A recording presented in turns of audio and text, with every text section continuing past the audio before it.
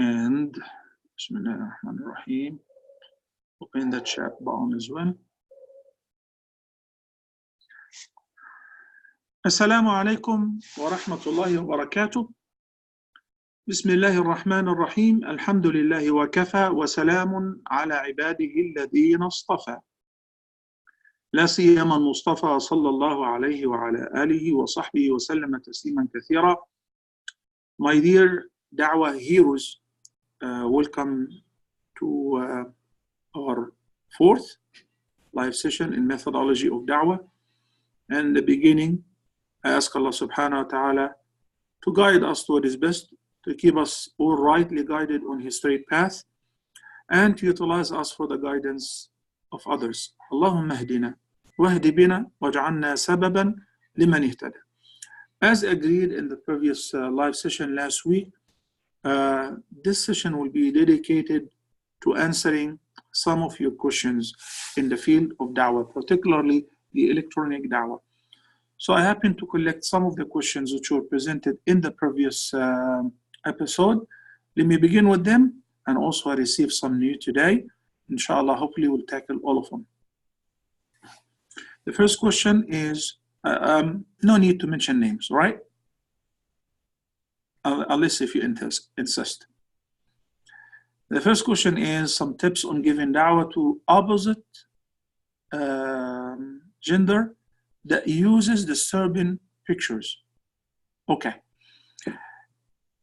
In fact, whenever we're giving da'wah, we look at the bigger picture, which is that some people do not believe in Allah. They are polytheistic. They worship whatever other than Allah subhanahu wa ta'ala. And there is a great possibility that if they are not being informed about the oneness of Allah, about Tawheed, about the Shahada, they may end up dying in a state of disbelief. And unfortunately, they may enter an-nar, wal-'iyadu billah. Correct?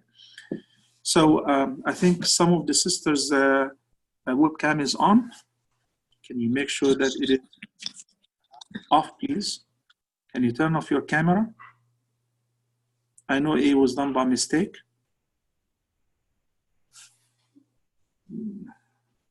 Thank you. Yeah. So the Almighty Allah says in Surah An-Nisa, "Inna Allah la yaghfiru an yushraka bihi wa yaghfiru ma duna dhalika liman yasha." That was repeated twice in the surah, once in 48 and once in 116, I believe, which means that the only sin which is not subject for forgiveness is shirk. But any sin other than that, if the person dies while believing in the oneness of Allah, those sins, there is a great possibility that they will be forgiven. Subhanallah. So the person now is in a state of disbelief. He or she doesn't know who is Allah. Nabi sallallahu alaihi wasallam said to Abu Musa al-Ash'ari when he envoyed him to Yemen, he said, "You are going to meet people who are the people of the book, supposedly. لِيَكُنْ أَوَّلَ مَا تَدْعُوهُمْ إِلَيْهِ." Make sure that the first thing you approach them with is La ilaha illallah. You know, sometimes the viewers on Huda TV and our social media, they post not disturbing photos, but porn photos. Okay? So you have the choice of blocking them. Alhamdulillah, shukla, they heard the message. And that undergoes the rule of the benefit-risk ratio. The benefit-risk ratio. If you think that this is going to affect you personally and it's dangerous or you're going to slip away, hey, wait a minute. Protecting my own self is a priority. Number one. In the plane, what do they say? If any of you happen to travel, if you're a frequent flyer, you memorize what they say. In case of emergency, lack of oxygen, depression of pressure, the oxygen mask will be lowered. Put it on your face first. Do not attempt to save others first. Put it on your face first.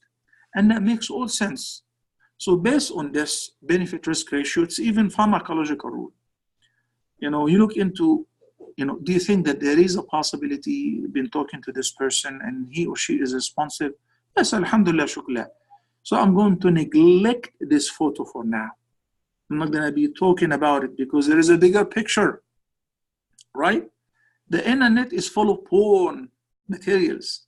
So when you see somebody's putting their, picture or whatever, inappropriate, not to the extent,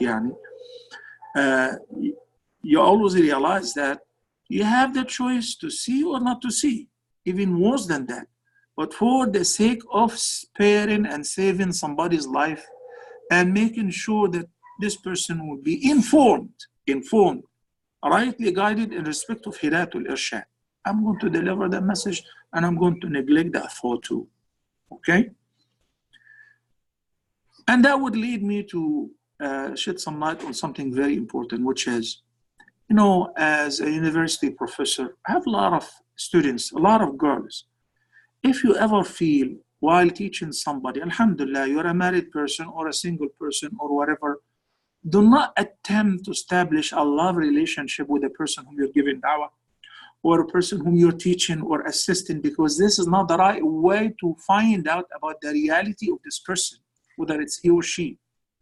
Everybody online is super, super nice, correct or not? What do the people display of pictures?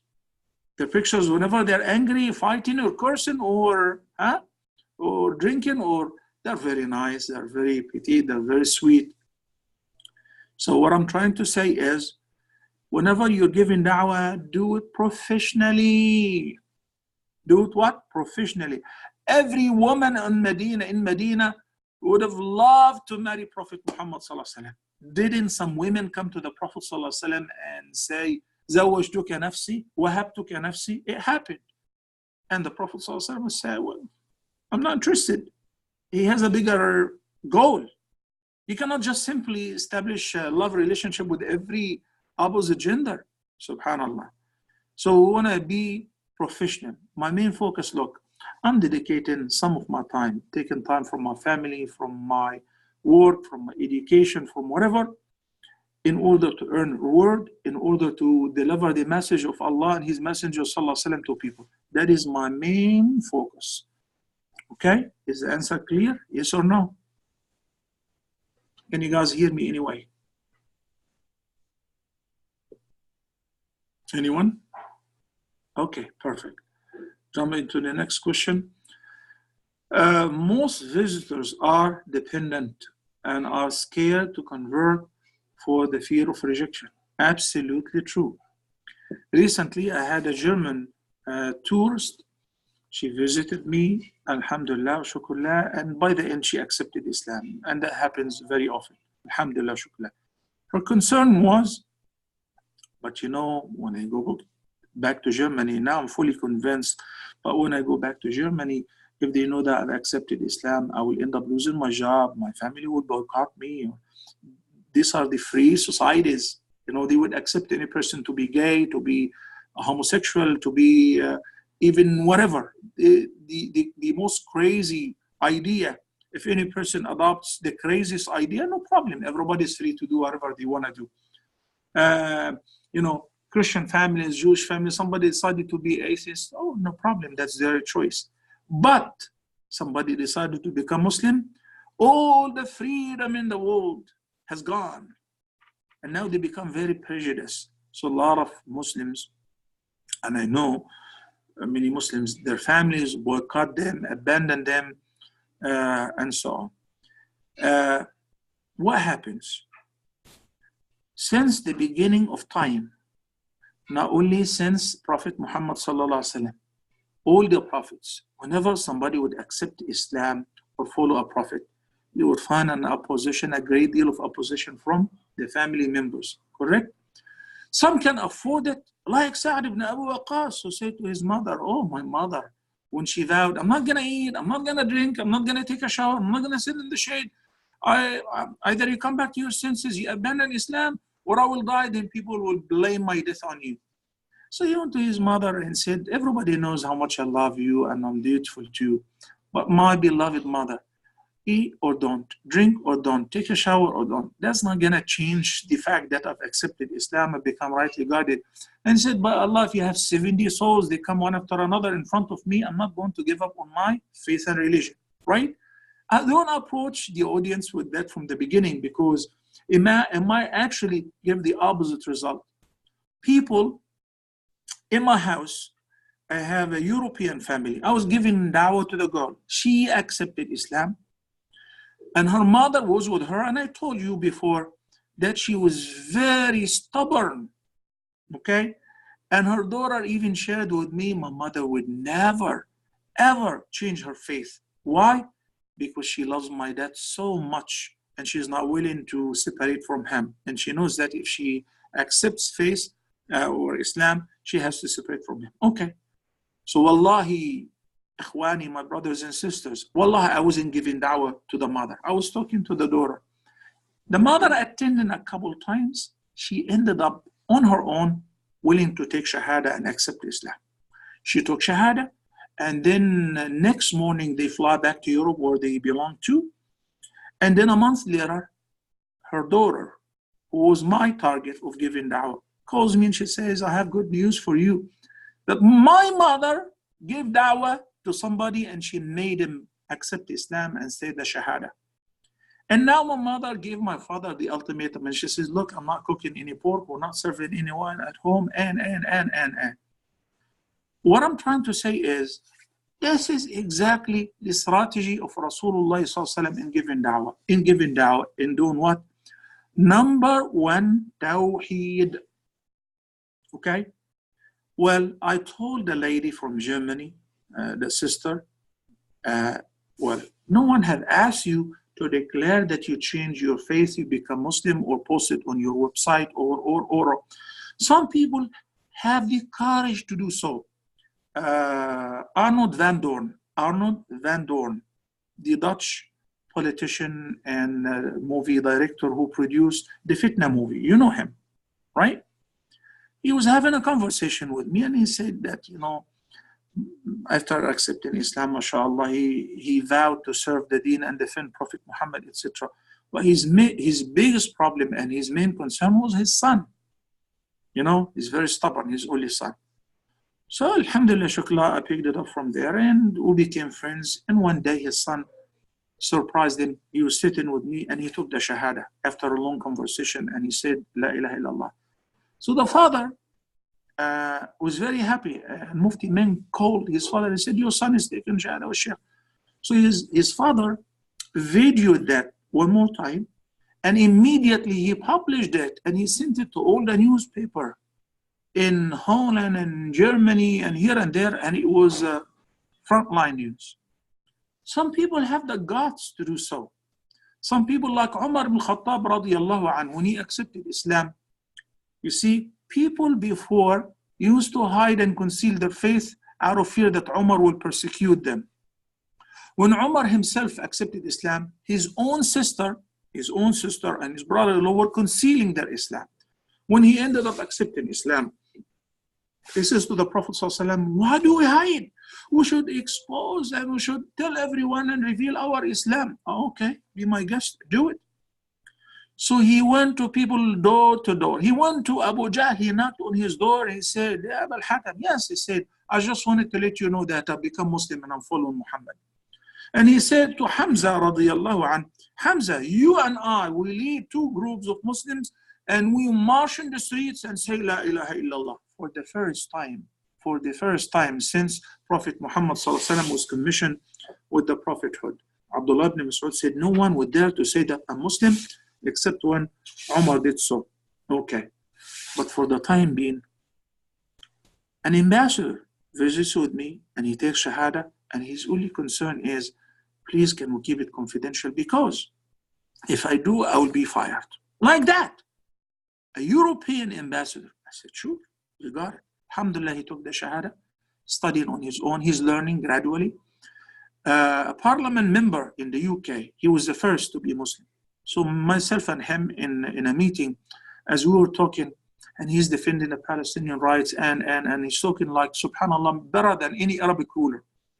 So I told him, no mentioning names, okay? I told him, subhanAllah, Mr. So-and-so, you just need one thing to be better than any Muslim. I said, I know. What are you going to say? The Shahada. I said, yes, that is exactly right. We had a TV interview, myself and him before, were hosted by somebody. Said, Subhanallah, you're better than many Muslims, just need the Shahada. He said, after the program was over, he whispered in my ear, he said, Alhamdulillah, I took Shahada and I'm a Muslim. But my Imam advised me not to declare Shahada to the public. He said, basically, you're serving the deen better when people know that you are a politician, not a Muslim advocate. So everyone have different conditions. We're not all the same. So what happened? It's called ad-da'watu sirriya. Somebody accepts Islam, but secretly. Somebody is practicing in their bedroom. And that happens a lot. So my advice would not be to the person, oh, you don't have to tell anyone. It's rather, this is between you and Allah. Number one, you need to acknowledge the oneness of Allah, so that the most important concern is that Allah, the Almighty, knows that you're a believer. So that is between you and Him. And it is not required to publish it. It is not required to announce it. What about the prayers? What about the practicing of Islam? As much as you can, until you come to the moment where you feel you are independent, or you feel that you are. The moment would come sooner than you can imagine, because al-Iman, faith, once it mingles with the heart, and once one's heart is saturated with Iman, the whole dunya, not just the allowance that he was collecting from whomever was an obstacle for him or her, the whole dunya becomes meaningless if that is affecting the person's Iman. Look at Bilal ibn Rabah, Khabbab ibn al-Arat, Khubayb ibn Adi, and all those Sahaba.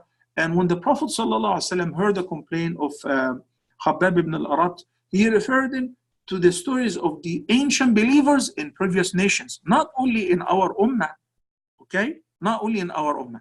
So that shouldn't be an obstacle, and that shouldn't keep us off or put us off and say, well, most people are dependent, so if we give them da'wah, they will be persecuted.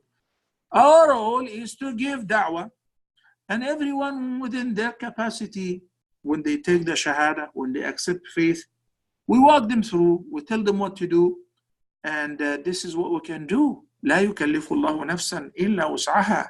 The Prophet ﷺ was not promising everyone, you take shahada, I give you a flat, I give you a monthly welfare, medical insurance, none of that. Sah? None of the above.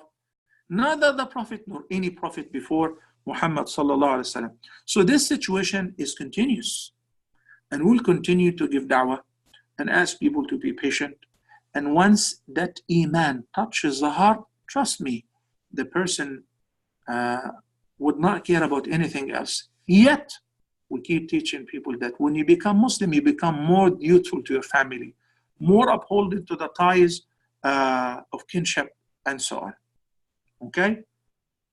Shall we move to the next question? Shall we move to the next question? Yes or no?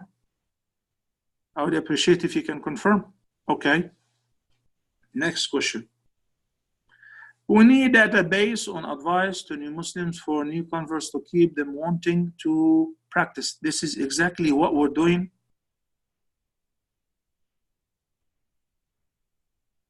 Okay. This is exactly what we're doing right now. The sessions of methodology of da'wah and the training on Telegram and other sessions you attended, okay, it's basically about how to approach people. But of course, we cannot cover everything in one session.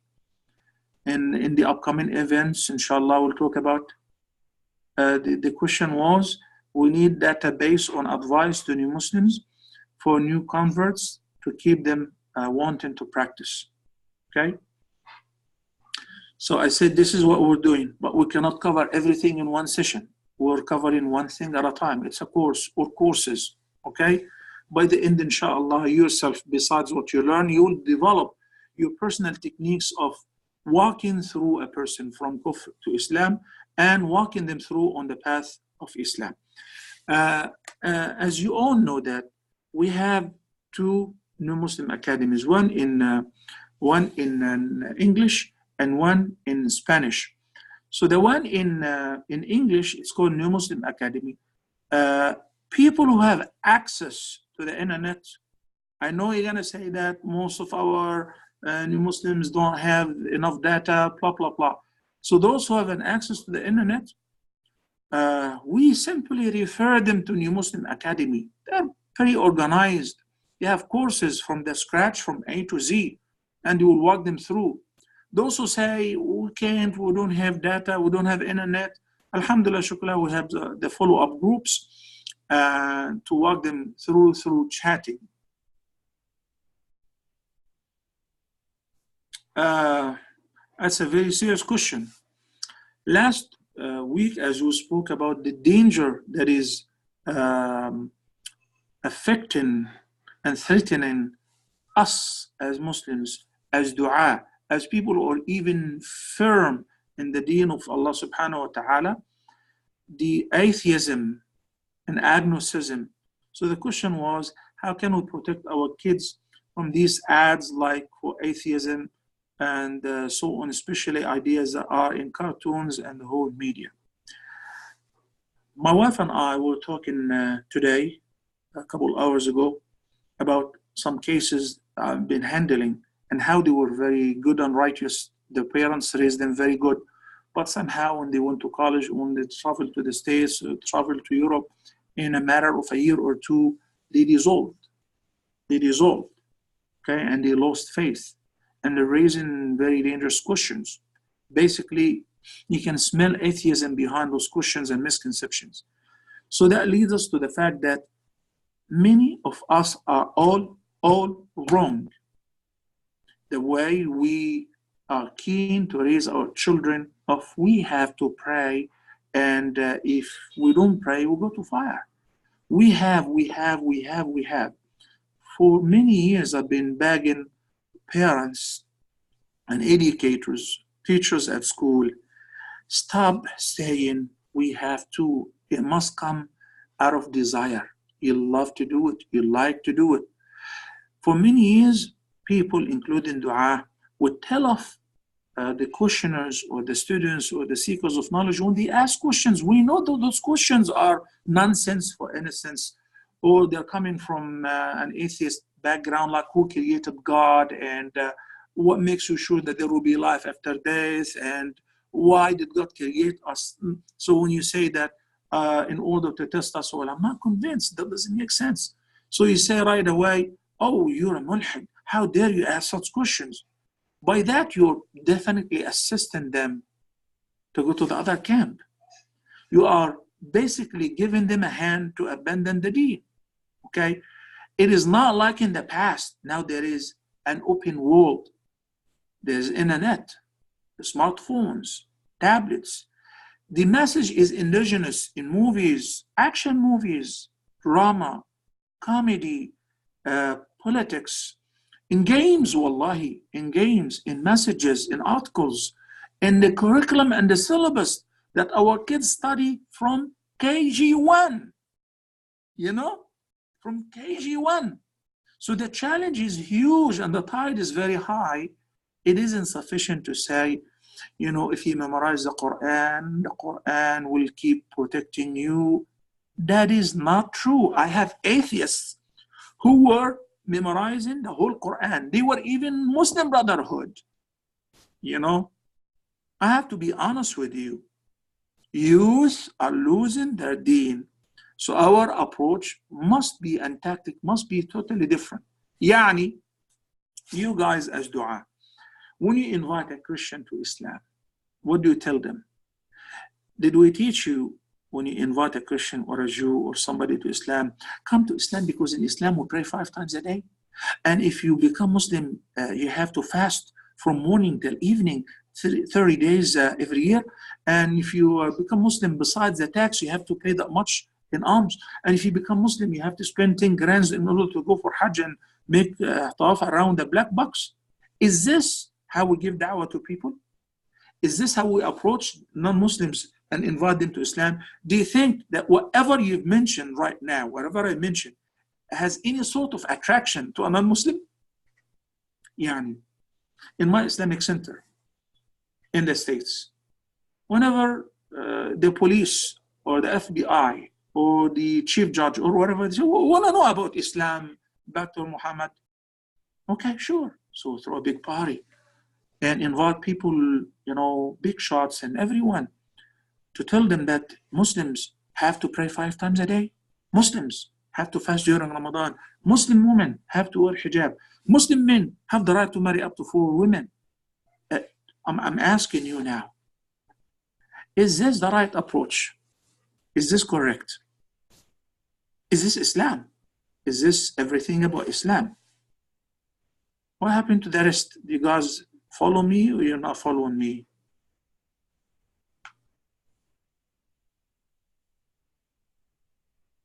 Of course.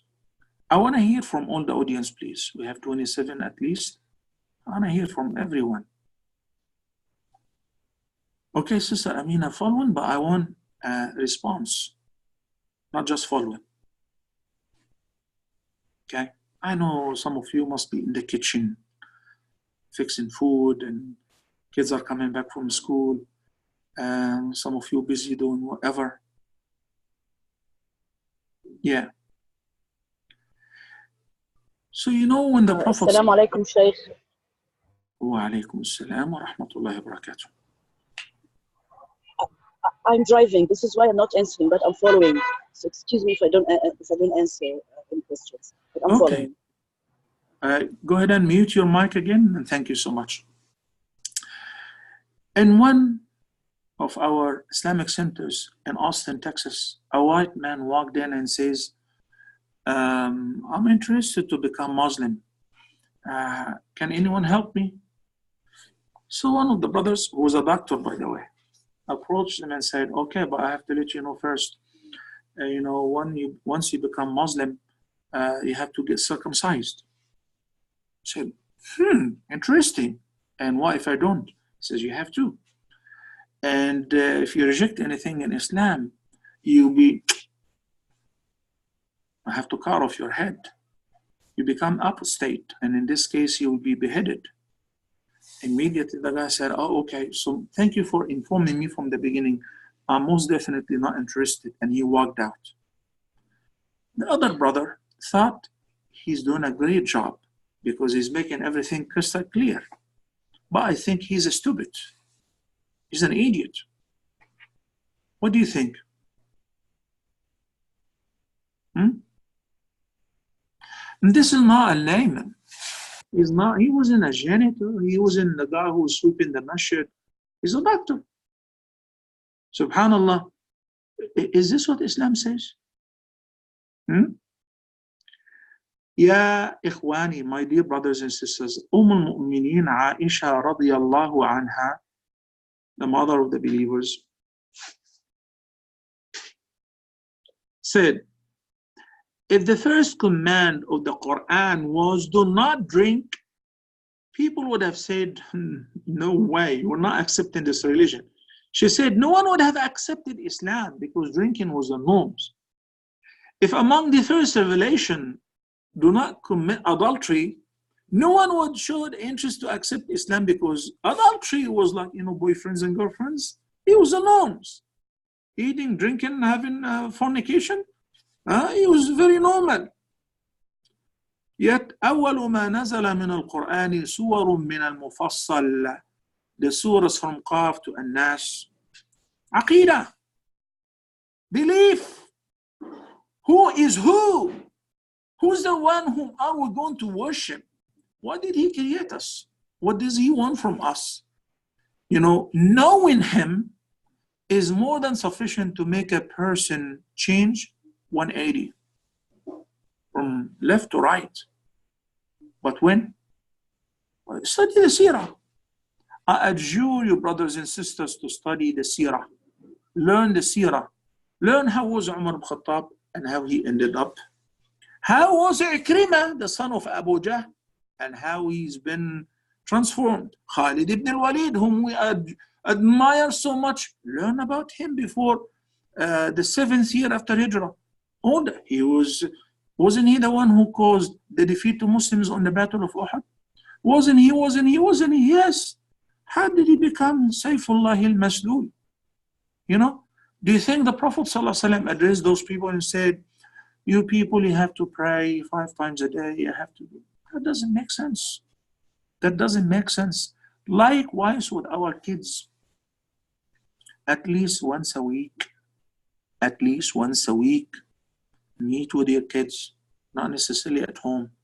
Take them to Coffee Beans, to Starbucks, dine outside, to the park if you have a park, sports club if you have any, even if you have to pay tickets, and sit around and talk.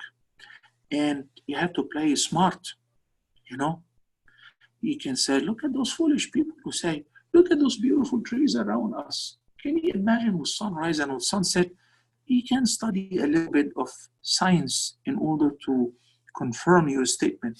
If you're sitting with your son or your daughter, you know, helping them with the homework, and it was in science for innocence, seize this opportunity to hammer the fact that there's something called cause and effect, the law of cause and effect. It's impossible for this light to turn on without itself. I have to turn it on. So there must be a doer, right? Talk about anything in science. Talk about sneezing, the mechanism of sneezing, and how Islam approached the concept of sneezing. And this is 1400 years ago. You know, if there are tons of things that if you talk about, inshallah, they will make you personally a strong believer and will protect your kids. My friend and colleague, Dr. Iyad Qunaybi, does this name ring a bell? He is Jordanian and he's my friend. We were in Houston, Texas. Do you know him? Have you heard the name before? Anyone? Okay. So, yeah. He finished his PhD in Houston, Texas. MashaAllah, la quwwata illa billah. He's a pharmacologist, and I'm a pharmacologist too by profession. MashaAllah, recently, Allah blessed him, and he filmed a series called Rihlatul Yaqeen. Unfortunately, it's only in Arabic. Okay? It's only in Arabic. You know, if any of you would like to translate it, and I would be more than happy to take care of all the cost of the voiceover and putting it in an edited version. Rihlatul Yaqeen. It's called Rihlatul Yaqeen. Yes, his daughter, lovely young daughter, died out of cancer after a long suffering. May Allah have mercy on her. And he showed great deal of steadfastness. They're all online. It's called Rihlatul Yaqeen. It's a very beautiful series. I think we all as Muslims need to be educated in science, because nowadays atheism is not based on mere philosophy. Science, they say Darwinism, evolution theory. The other day, a friend of mine sent his son to the States, and his son was very good. And now he's talking about evolution as if it is the fact. So I told him, come Habibi, and we started talking. And I taught him that as a scientist, most of those theories have been proven to be false. And all the fossils which they presented to humanity as a new invention and discovery were all fake. And the people who did so, it was in order to be famous, popular, to get the Nobel Prize or to get some publicity or money. And they were published, their names were published as fakers, as thieves. And also Iyad discussed this in the series of Rihlatul Yaqeen. Okay, go ahead, Sister Aya. And I can talk to him and see, we'll be more than happy to put your translation either in a subtitle, or we can even do a voiceover. But if I have a commitment from someone who will do it, it will be very useful.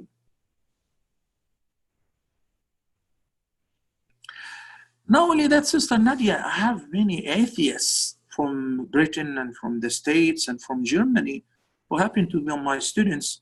They came to Islam from atheism. But it wasn't because they were impressed how we pray, how women are covered in hijab. They were impressed with the concept of belief. Belief does wonders. Open with me the Quran from the beginning, please. If you have a mushaf, open it up. Can I have any of you unmute their mic and read from the beginning of Surah Al-Baqarah? Please do so. One person at a time. Open your mic, unmute your mic, open the mushaf, or if you know the first few ayahs of Surah Al-Baqarah by heart, go ahead and recite them. Who's gonna do it quickly, please?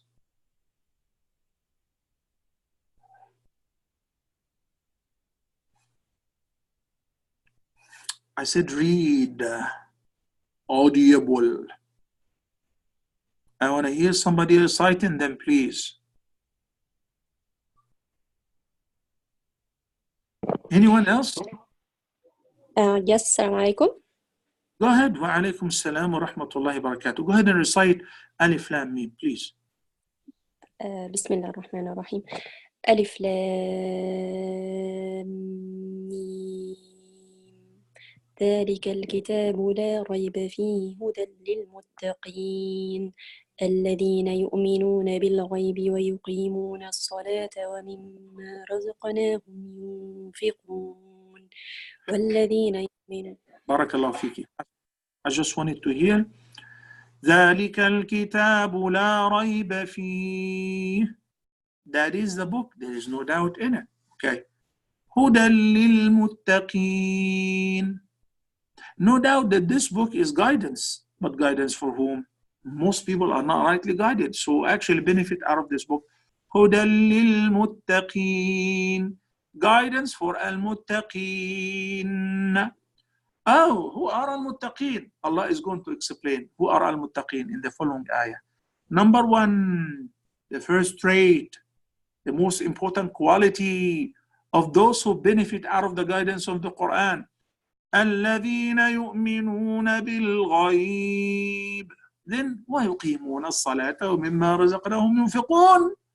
They do what? They believe in the unseen. What do you mean? Metaphysics. Unseen. يعني إيه? يعني they believed in Allah even though they haven't seen him. They believed in all the messengers even though they never met any of them. They believed in the angels even though not a single one of us happened to see physically an angel or touch him or visualize him. We believe that there is something called jinn kind. We know that they're around us, but we never got in touch with them. We don't talk to them. They believe that when we die, it's not the end of it. There will be a resurrection and life after death. There is barzakh, there is some sort of life in the grave, reward or punishment. Then after resurrection, there is reckoning, accountability, Jannah and Nar, its own metaphysics, correct? Atheists would say, I haven't seen any of that. No one have ever seen any of that. So, okay, but how do you know that we were created from, single cell, then we evolved? And because of the science, and science, like what? The fossils.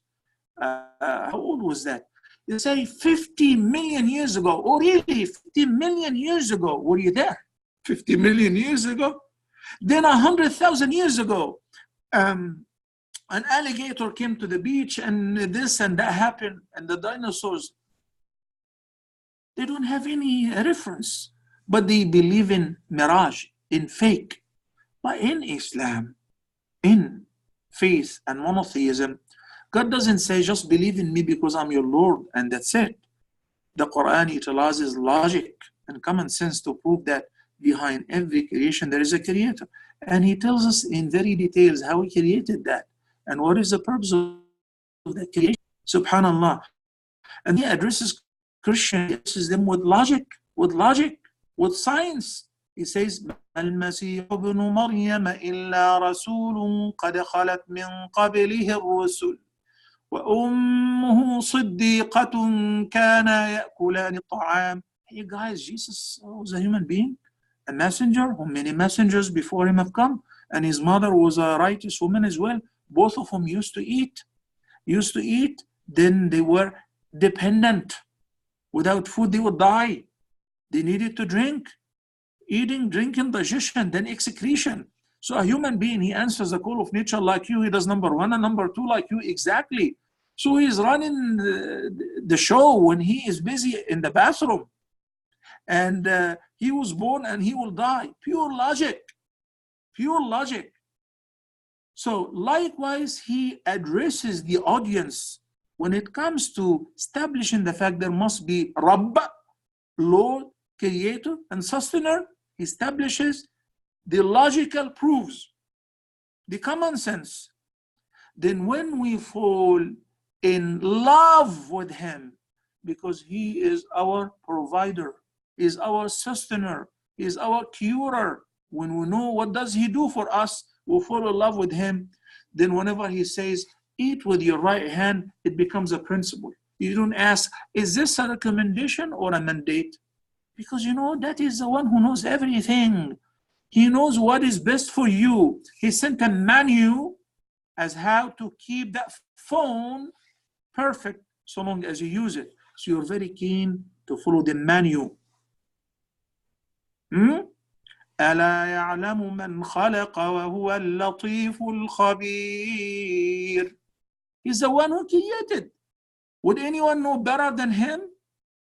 The well-being, the welfare, and the perfection and the maintenance of his creation? No. I know you know that, but your kids most likely don't. Especially nowadays when the campaign is universal, global, to spread atheism, particularly to take Muslims out of their faith. It doesn't matter. They don't have to go to Christianity. They're not really concerned whether they will celebrate Christmas Eve or not, whether they believe in the cross or not. The main concern is to take them out of to nowhere. To nowhere.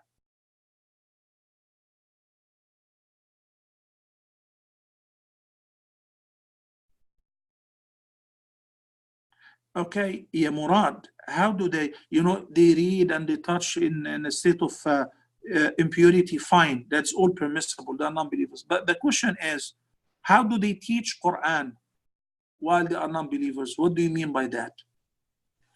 I mean, I haven't seen anything like that. Okay, so what is your homework and what is your duty? وَأَنذِرْ عَشِيرَتَكَ الْأَقْرَبِينَ. Take care of your family members first. Take care of your loved ones first. Alhamdulillah, we're born in Islam, or most of us. طيب يا Murad, I know I came across, once I was having a debate in the oldest and the biggest synagogue upstate in New York with 4 Jewish rabbis. One of them who was the leader, a Jewish rabbi who was the head of the Department of Islamic Studies at the University of California. Yes, not a professor of Islamic Studies only, but he was the head of the Department of Islamic Studies. The question is, what would it benefit when I say, no, it's haram for you to touch the Quran without wudu? Would he comply? No. It's like of no use. But you can ask, can I give a Quran to a non-Muslim to touch it in their language? Yes. Even if it has a translation, that's permissible as well.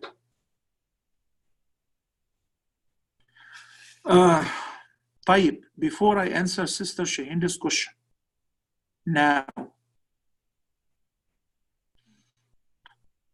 the top priority is your kids, your siblings, your family members, because the tide is very high and the danger is very imminent.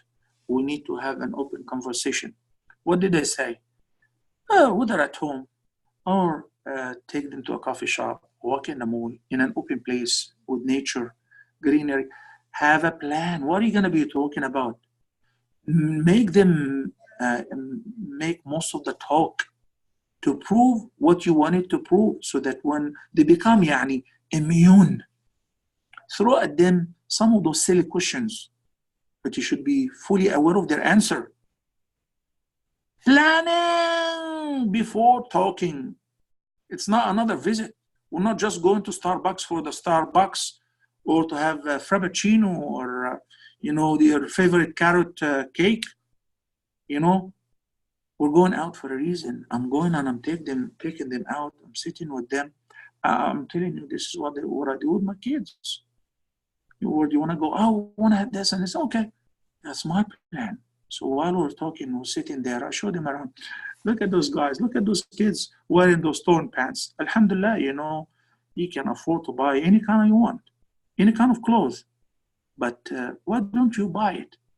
Oh no, Abi, you know, because of 1, 2, 3, 4. So you don't know that most of the talk, you throw it at them and you hear from them. That is,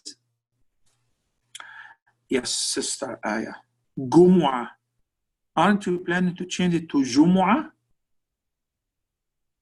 You, like the rest of the Egyptians, you're very keen to maintain your, what you say, your game. I'm not going to say your honor, your dignity, your game. Okay? Maybe you change it to Jumu'ah. It would sound better. It would sound better, inshallah. Okay. Let me see, Sister Shahinda's question. And I want to inform you, brothers and sisters, mashallah, we have 2 people. All of you are doing a great job. Alhamdulillah, shukla, before I open my mouth. And even while traveling, alhamdulillah, I'm making dua for all of you. May Allah bless you. May Allah accept your effort and magnitude the reward for all what you do. But also the Prophet ﷺ said, Man la yashkur al-nas la yashkur Allah. One who's not thankful to people is not thankful to Allah subhanahu wa ta'ala. So I want to recognize certain people, but otherwise, wallah, you're all doing great. At least you're being here right now. You're dedicating some of your time. You know, this is a very good sign. So thank you, Sister Shahinda, for all what you do. May Allah bless you and all the volunteers. Alhamdulillah, shukla. I know that some of you put 16 hours a day. 16 hours a day. They're doing this for the sake of Allah. May Allah subhanahu wa ta'ala accept from all of us. And by the way, this is one of the best means of maintaining steadfastness in the middle of this fitan and dilemma that we are living through. So let's see our question. Somebody yesterday asked a question, which one is more thawab? The word thawab in Arabic means reward. Okay? Mathuba. Thawab means reward. So which one is more rewardable? To do da'wah for non-Muslims or to new Muslims? I think by now you already know the answer. Sah? Correct? You already know the answer.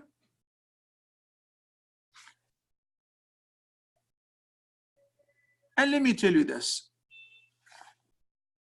Years ago, when I was much younger, and I was very active in da'wah in the prison, you know, I was given a permit to visit all the prisons. It's like an intelligence permission in the States. So I used to visit a lot of prisons, and mashallah, every visit, people would accept Islam. Alhamdulillah, shukrullah. So once I was sitting with a senior sheikh in a meeting, and I was telling him about the achievement, alhamdulillah, how much people are. He said, good, but not good enough. I was very disappointed. Why? He said, you know, I wish you care about bringing Muslims to Islam as much as, and saving Muslims from leaving Islam as much as you care about inviting non-Muslims to Islam.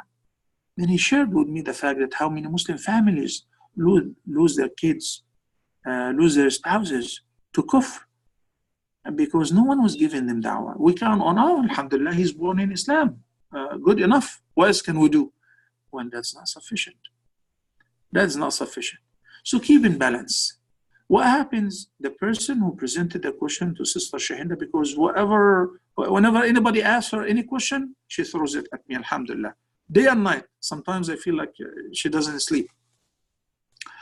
And I've seen also many volunteers, alhamdulillah, shukla, it's just, I don't know if it is okay to say names, but 2, 3, 4 a.m. MashaAllah, new shahada right now. That means those people were up.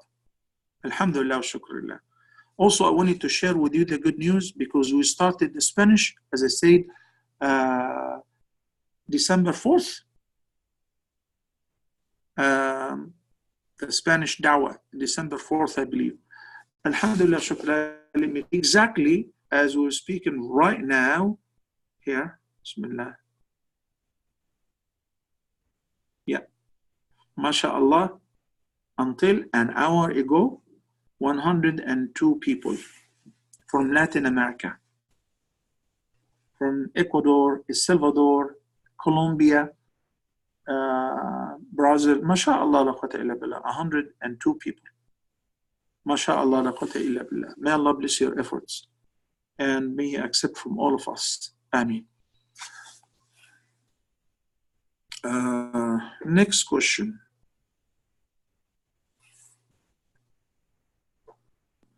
Oh yes, the question about list of masajid worldwide.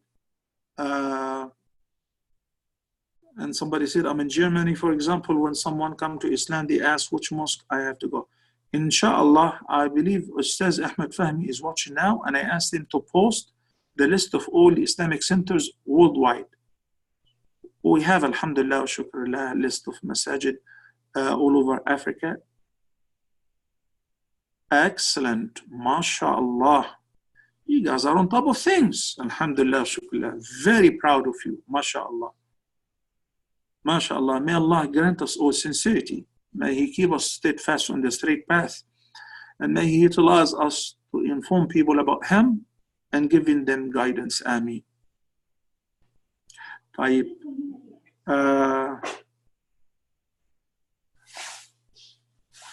Let me see this question. It's a kind of long question. I'm reading it for the first time though. I want to ask about the easy Islam concept among guys. I'm living in Malaysia and working in a company where mostly people are Hindu brothers. When we are going out to the masjid for prayer during lunchtime, and we have interaction with them as they are heading for lunch. One day they asked us whether you are going for lunch. My friend replied, no, we're going for prayer. So they said, how many times? I innocently answered 5 times a day in the masjid. Then they left, and my friend advised me to not mention the masjid, just say, I think this question is also answered. Am I correct? But let me tell you, when I had 5 or 6 atheists before visiting me, and I made a point that whenever we hear the adhan, I excuse myself and I say, well, just give me a few minutes. Masjid is actually next door to my house. I say, and I have an office outside so they can just sit freely. Say, I'm going to offer my prayer and I'll be back. So when I do, once they said, can we join? I said, of course. One from Italy, one from Germany, one from the UK, different countries of the European Union. Yeah, I allowed them, okay, for the purpose of da'wah, of course. And the Prophet ﷺ hosted the Christians of Najran in the masjid for 2 weeks, giving them da'wah, and they ended up not accepting Islam. Okay? So anyway, so one of them, as we were leaving from the masjid, he said, do you do this 5 times a day? I said, it's not, we have to. I enjoy it. I love it. I go whenever I feel like. We pray 5 times a day, but I go to the masjid in order to recharge my battery. Yani, I feel it gives me a peace of mind, tranquility. I love it. It's not that I have to, and if I don't, I go to hell. I'm looking forward for the next prayer time, and as you see, it doesn't take much of my time. It was of depression and anxiety, and it makes me feel better. Like exactly, I use the example of, if you're using your phone, it runs out of battery, so you have to put it on a charger. So it recharges my house battery. So they came next time. They attended with me in the masjid, and as we were leaving, they made a very interesting remark. He said, Muhammad, what you mentioned earlier, we felt it even though we didn't pray. They sit on the chairs in the back. A lot of peace. It gives you a lot of tranquility. We enjoyed it even though we didn't pray. So you pick it up from there. Okay? This is, we're family now, right? We're family now. my wife says, you know, your son doesn't eat this particular kind of food. And we have a policy at home. Whatever she cooks, everybody eats out of it. We have to be thankful to Allah subhanahu wa ta'ala. So I don't tell him or her, oh, why don't you eat it? And I tell them off and I force them to eat it. And they will start eating and I say, oh my God, very delicious, unbelievably good. Oh my God, how did you do that? And we all start talking about how delicious it is. Guess what? They come willingly without even, making them nuts that we did that on purpose. So they eat and say, that tastes good, I like it. And this is how we convince some of them to change their views based on an opinion that they formed from the peer pressure. A friend of them said, oh, cauliflower is awful, man. I don't eat cauliflower. It tastes awful. So they didn't try it, but they heard from their peer at school or whatever.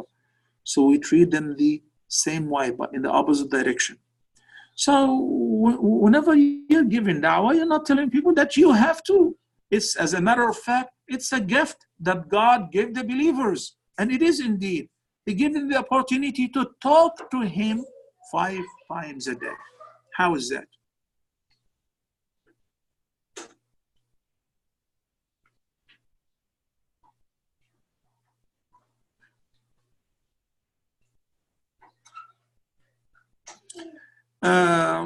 There are too many challenges and hardships that face da'i in the way of giving da'wah, like shortage of time, etc.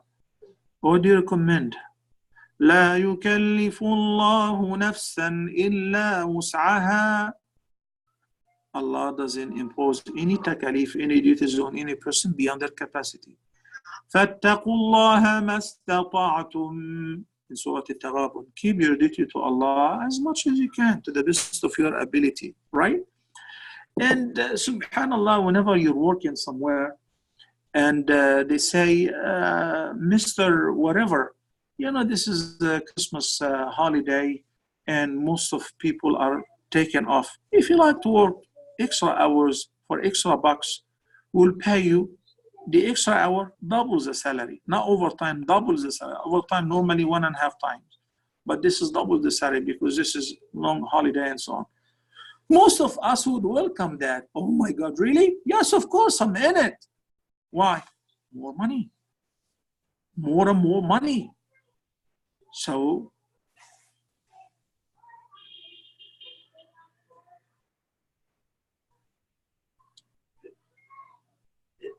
the first one, Surah Al-Baqarah, Tanbir, لا يكلف الله نفسا إلا وسعها.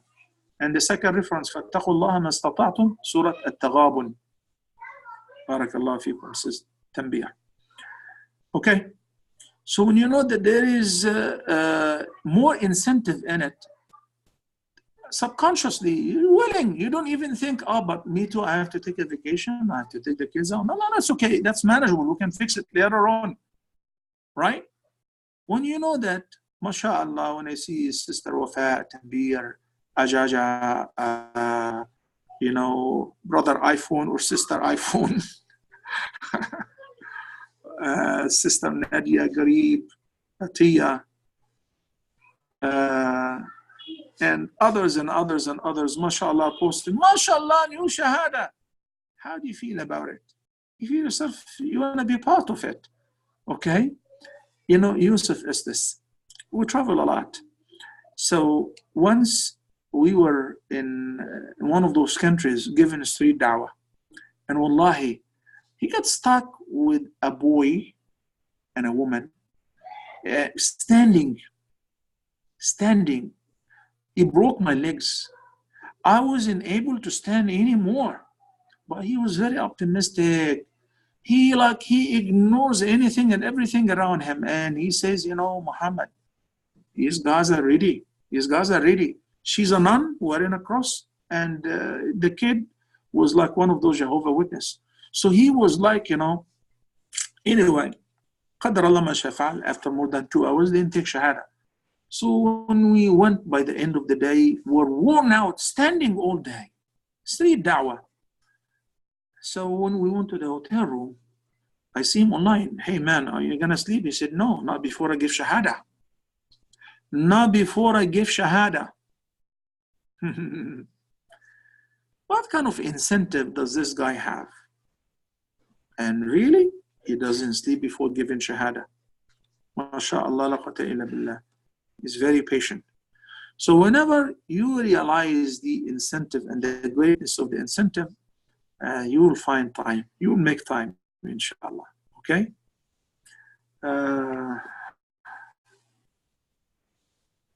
Can I ask somebody?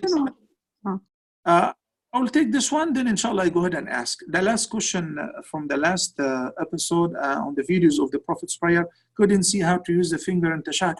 Please, whenever you're teaching new Muslim how to pray, do not discuss all the hayat and the harakat and the sunan, because that's overwhelming. The person might get word of, oh my God, I have to do all of that. It will come automatically later on. Just teach in the arkan, the shurut and the arkan. Make a wudu, clean clothes, clean spot, how to offer the prayer, the Fatiha, and we learned last time, if they don't know a Fatiha by the heart, what to say and so on. Go ahead, sister, you had a question. Use the mic, please. Yeah, Assalamu alaikum.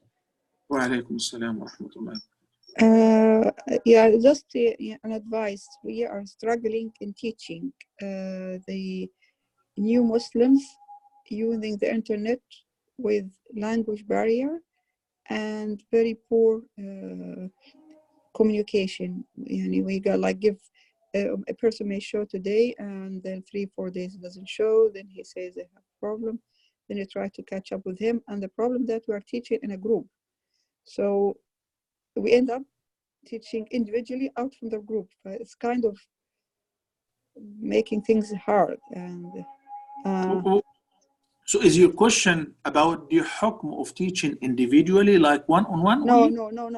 We need it's a need, the feeling of very guilty regarding that sometimes you cannot, that you almost answer them. You cannot catch up with all these numbers we have with all these challenges, and one almost cannot sleep. I don't know what happened to him. Maybe he just maybe he doesn't know, maybe I don't know what to do. So you're saying that shortage of manpower or people who are ready to communicate round the clock, which leads to skipping a lot of people.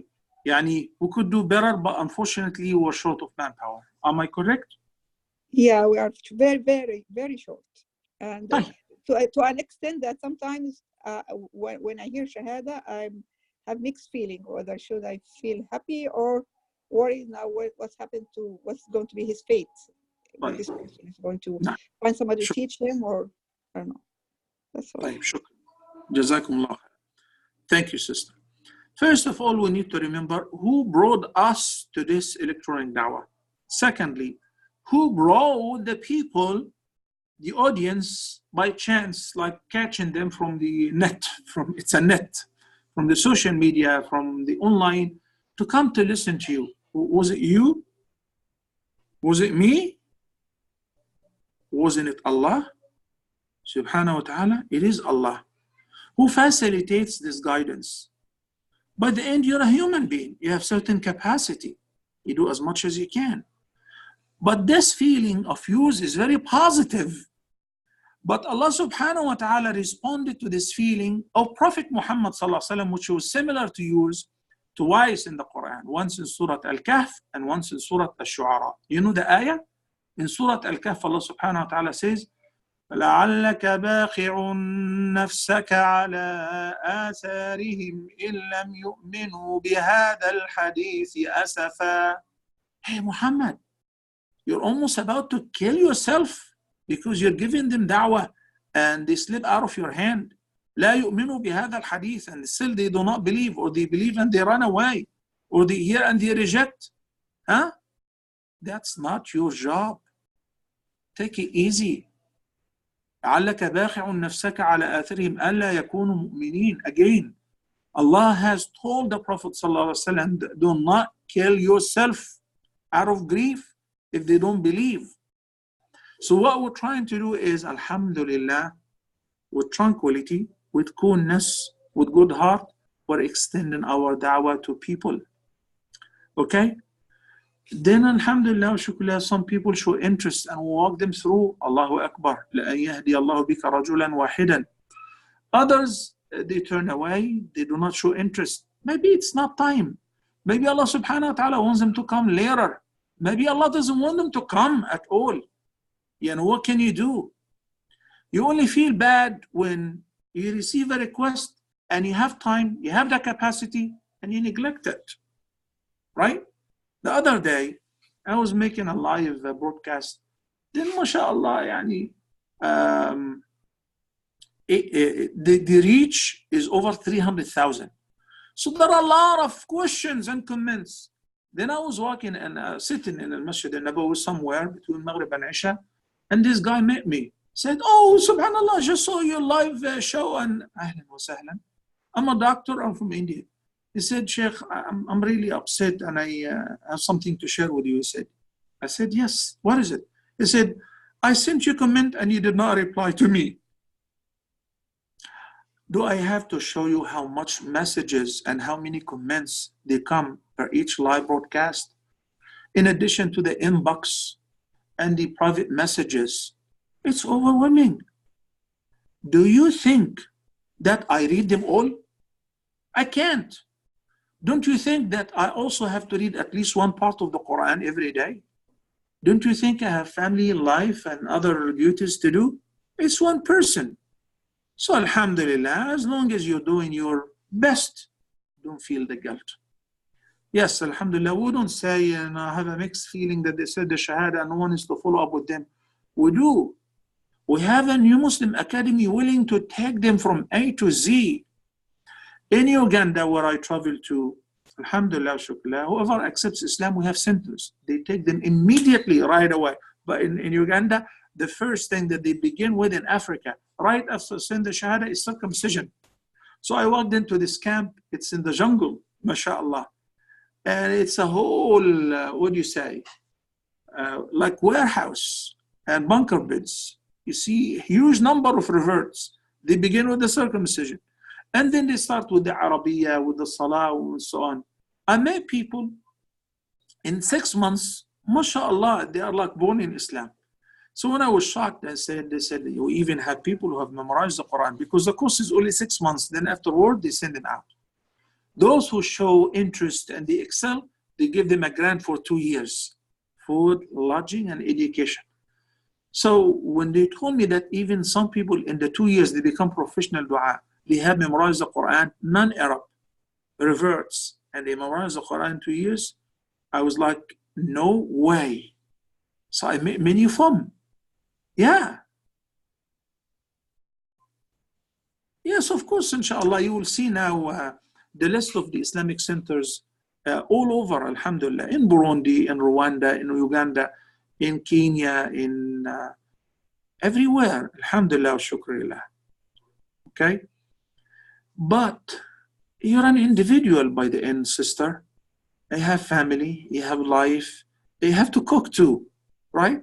Or otherwise your husband will be very upset and say, you know, he will cast all the blame on Muhammad Salah. Said, since you came into our life, we never had mulukhiyah. We never eaten bamya. It's all because of you. And the other sisters, biryani, of course. So the Prophet ﷺ said, Saddidu wa qaribu wa lan tuhsu. I know, Sister Iman. Sister Iman says we don't have sleep. I told you, I acknowledge that. Because 24/7, wherever I am, traveling, flying, and I see, mashallah, the new shahadas are coming round the clock. I even acknowledge that in a couple messages, 2 a.m., 3, 4, 5, 7 a.m. Alhamdulillah wa shukrillah. That's a gift. That's a blessing from Allah subhanahu wa ta'ala. You guys, it's Maghrib time, and I wish we had more time to hang out with you. But inshallah, hopefully, if we still live the next week, we'll have another live. I'll resume with the session of the first pillar of Da'wah Ad-Da'i, the manners and the traits of Ad-Da'i we should have. And then, inshallah, we'll take questions and answers. Maybe I will speak to the organizers if we can increase the time, which means we'll begin half hour earlier or so that we don't hit the Maghrib, if that suits you. May Allah subhanahu wa ta'ala accept from all of us and forgive us our shortcomings. Ameen. اللهم تقبل منا صالح أعمالنا وتجاوز عن سيئاتنا. اللهم علمنا ما ينفعنا وانفعنا بما علمتنا وزدنا علما. والحمد لله على كل حال ونعوذ بالله من حال أهل النار. أقول قولي هذا وأستغفر الله لي ولكم. سبحانك اللهم وبحمدك نشهد أن لا إله إلا أنت نستغفرك ونتوب إليك. السلام عليكم ورحمة الله وبركاته.